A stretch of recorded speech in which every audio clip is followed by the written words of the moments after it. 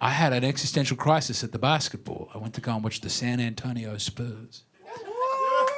It's what they deserve, is 2 quiet woos and a single clap. You're not having a great season. But I went and I had a beautiful time.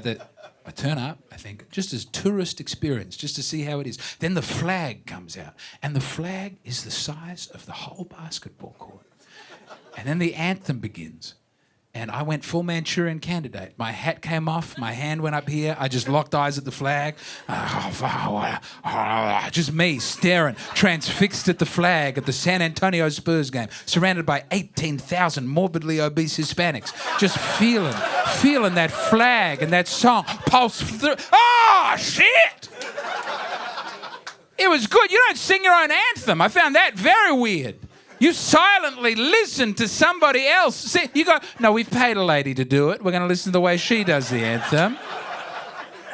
We're not going to waste our energy on singing our own anthem, which is frankly quite hard to sing and requires a professional singer. And you can't even sing along if you want, because she's doing all the funky stuff with the anthem.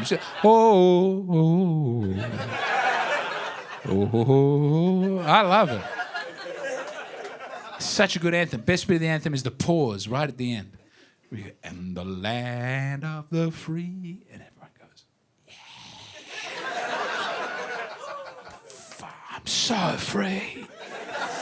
I hope she says home of the brave, because I've been feeling pretty brave lately. And the home of the brave. Yes, bang, bang, bang, bang.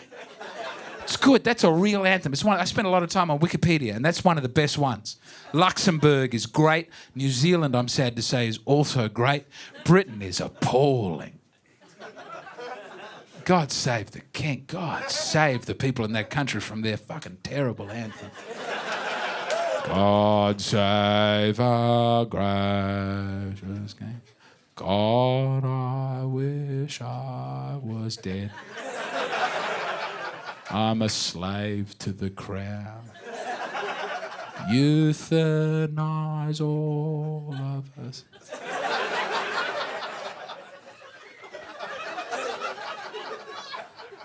Oh, I tell you, my own anthem. Again, I'm disgusted with myself. Are there Australians in the room? We got a terrible anthem. It's embarrassing. Let's show. Do any of the Americans know our anthem? You don't pay any attention to the rest of the world, and it's bizarre. You're running the show, and you couldn't give a fuck. You're invading places you've never even heard of before. We had our boys die in the sands of Iraq and Afghanistan. What anthem? Come on. Australians, oh, let us rejoice, for we are young and free, with gold and soil and wealth for toil. It just keeps going like this. When we win at the Olympics, it's very embarrassing because other people have to hear our anthem. We've got to change it to Thunderstruck as quickly as possible. That's what I do believe. That would be so sick. That would be so nice if we win the gold medal and our girls up there for the diving on the #1 platform and the flag comes down and everyone starts going, ah, ah, ah. Then we'll have a little self-confidence. Then we'll get some nuclear weapons. Then we'll be a real country. That's what I'd like to see. That's what I do believe is humanly possible for my country.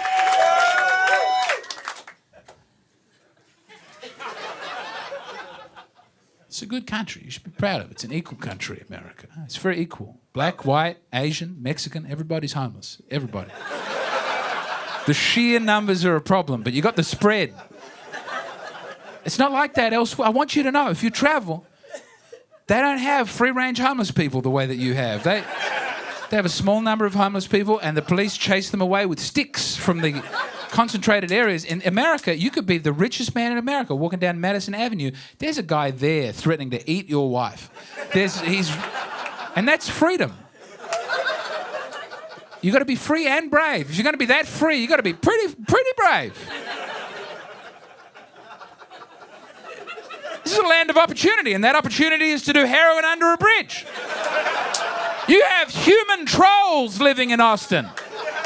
You got troll people. They're living under bridges. They're violent. They talk in riddles. And their riddles are not especially difficult to answer. It'll be like, what are you looking at? And you go, oh, I was looking at you. You're a 75-year-old woman with her tits out calling me a fat. I was 100% looking at you. I can't look at anything else. I look at the stars. I look at the trees. I still see her burnt into the back of my brain. What are you to do? What is the answer to the homelessness crisis in America? You just had a huge election. People didn't bring it up once. Anyone could have run on that. Anyone could have stood up and said, I'm going to fix the homelessness thing. They would have won that election. And they were, we got nothing. We got nothing. We can't build them more houses. We can't kill them dead in the street. So I don't know what we can do. Is there a third option? I don't know. You get lots of beautiful opportunities for charity.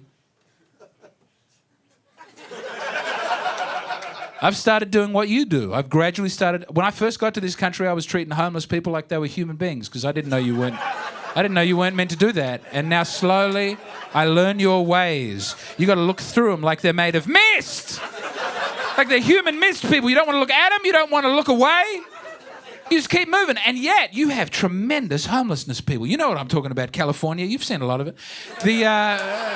You got great homeless people. Our homeless people, they're over there. They're sad. They're quiet. They're in a corner. They're tired. Your homeless people, up and about, doing things, getting involved. They got a story. They got a plan. They got some reasons why they're homeless that they're going to share with you right now. They got a light behind their eyes, and that's beautiful. And I know that's the crack, but still, you got to. Crack is where the light gets in. You got to stay positive in this country. You got to have a good attitude. Boy, if you don't have a good attitude, you got nothing. I think I don't know if he's homeless or just schizophrenic, but a couple blocks from here, there is a guy who raps at a Whataburger for like 8 hours a day. He's rapping at an OK Texas burger chain through traffic, microphone plugged into nothing. There's no amplification. He's just going straight. If he didn't have the microphone, it may be a seizure, but he's working hard. Any other country in the world, that man would be doomed. He'd have no hope whatsoever. But in America, today he's rapping at a Whataburger. Next week he's rapping at an Olive Garden. Who knows? He's going places. He's doing things. You gotta have a good attitude or you are just... I didn't understand why you banned Catcher in the Rye. Have you read Catcher in the Rye? Right. And they banned it, and I read it. I was like, ooh, juicy, strange book. Because American Psycho, you go, oh, I know why this got banned. It's because it's about a businessman who murders people, and it makes everyone very unhappy. And then you read Catcher in the Rye, and it's just, he's a sad guy who's got a bad attitude, and he's in New York, and he thinks about fucking a prostitute, and then he goes, no, I'm not going to do that. And then he gets pneumonia, and the book is over. Did I miss a subtext or something in this book that had to... It's just that he had a bad attitude. And if you have a bad attitude in this country, you are fucked. If you work at Denny's and you have a bad attitude, you can't live. If you've got a good attitude and big tits and you work at Denny's, you can pull home $1,000 a week. If you can smile, if you can bring razzle-dazzle. They had the band Catcher in the Rye. That's what your whole economy and culture is built on, is self-belief. I'm glad Kurt Cobain is dead. He was dragging this country backwards. These are my opinions. You don't have to go along with them. You don't have to be happy about it. I'm just saying, you're all much more comfortable with Dave Grohl. Smiling Dave Grohl. Jovial Dave Grohl. Doesn't write very many good songs, Dave Grohl, but he's high-spirited.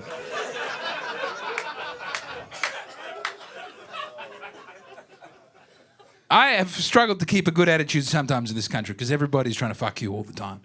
Not fuck you in a pleasurable way. That's one of your parlance. Trying to fuck you over, I guess, is the other term. Like you'll be driving along and you'll hit a toll road and you'll go, can I get off the toll road? And they'll go, no. You're ours now. You belong on the toll road.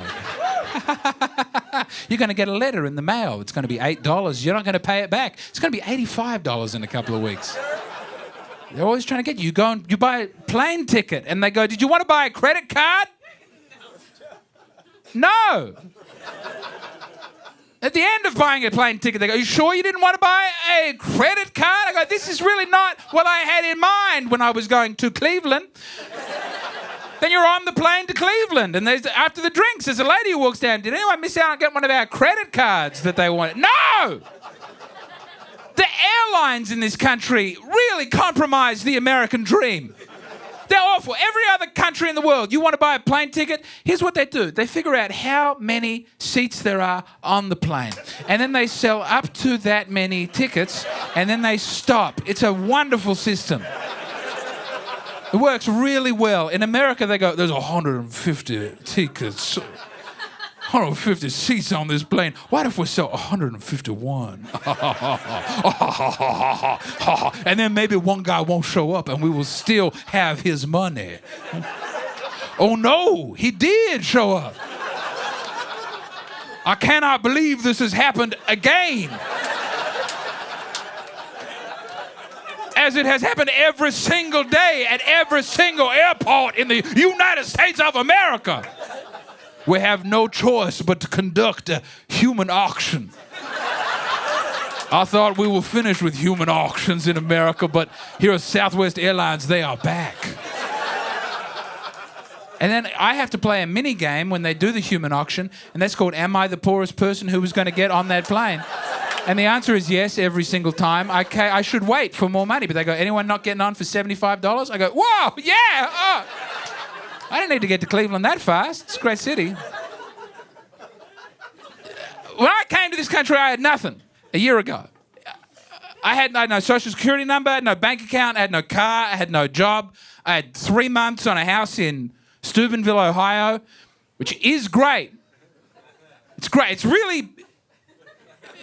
No, it is. I don't know how to put it into words. It's beautiful, and there are more street prostitutes than you can... imagine. It's not hot either. It's not... it's sad. The bleak midwinter Midwestern street prostitute is... I thought they'd have like little skirts on. And...